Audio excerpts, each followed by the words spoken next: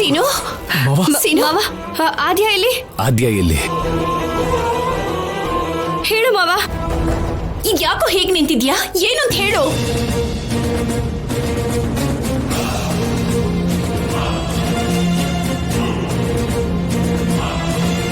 We are very sorry.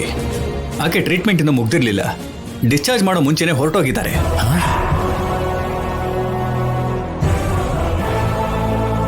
ಹೊರಟೋದ್ಲಾ? Doctor ಅವ್ರು ಎಲ್ಲಿ ಹೋದ್ರು? I don't know sir.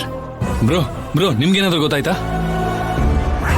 ದೊಡ್ಡಮ್ಮ ಹೊರಗೆ ಬಂದ್ಮೇಲೆ ಒಂದು ಕ್ಷಣನೂ ಇಲ್ಲಿರಲ್ಲ ಅಂತ ಹೇಳಿದ್ನಲ್ಲ.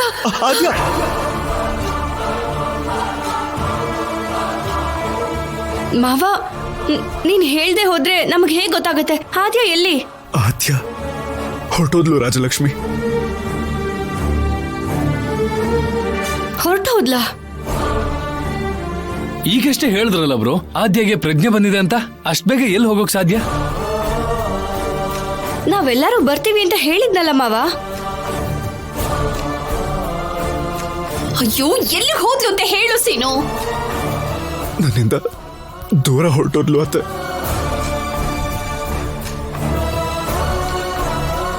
ಸೀನು, ನಿಂಗೇನಾದ್ರೂ ತಲೆ ಕೆಟ್ಟಿದ್ಯಾ? ಕೇಳಿದಕ್ಕೆ ನೇರವಾಗಿ ಉತ್ತರ ಕೊಡ್ದಿರಾ ಏನೇನೋ ಮಾತಾಡ್ತಾ ಇದೀಯಾ? ಕ್ಷಮಿಸಿ ಮಾವ. ಹೋಗ್ಬೇಕು ಅಂತ ಡಿಸೈಡ್ ಆಗಿದ್ಲು. ಅವಳನ್ನ ತಡೆಯಕ್ಕಾಗ್ಲಿಲ್ಲ. ನನಗೆ ಧೈರ್ಯ ಸಾಲಿಲ್ಲ.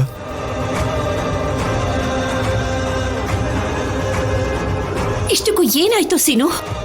ನೀವು ನಿರ್ದೋಷಿಯಾಗಿ ಹೊರಗೆ ಬಂದ್ರಿ ಅಂತ ಹೇಳಿದೆ.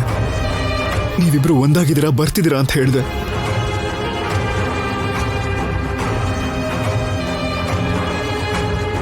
ಈ ಮಾತನ್ನ ಕೇಳಿದ ತಕ್ಷಣ ಎಮೋಷನಲ್ ಆಗಿ, ತುಂಬಾ ಸಂತೋಷವಾಗಿ, ಆದ್ಯಂಗೂ ಪ್ರಜ್ಞೆ ಬಂತು.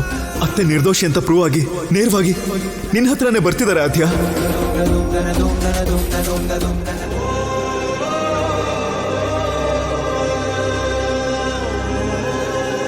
ಅವಳಿಗೂ ಇದರಿಂದ ಖುಷಿ ಆಗ್ತಿದೆ ಅಂತ ಅನ್ಕೊಳ್ಳೋಷ್ಟ್ರಲ್ಲಿ ನನಗೆ ಶಾಕ್ ಕೊಟ್ಲು.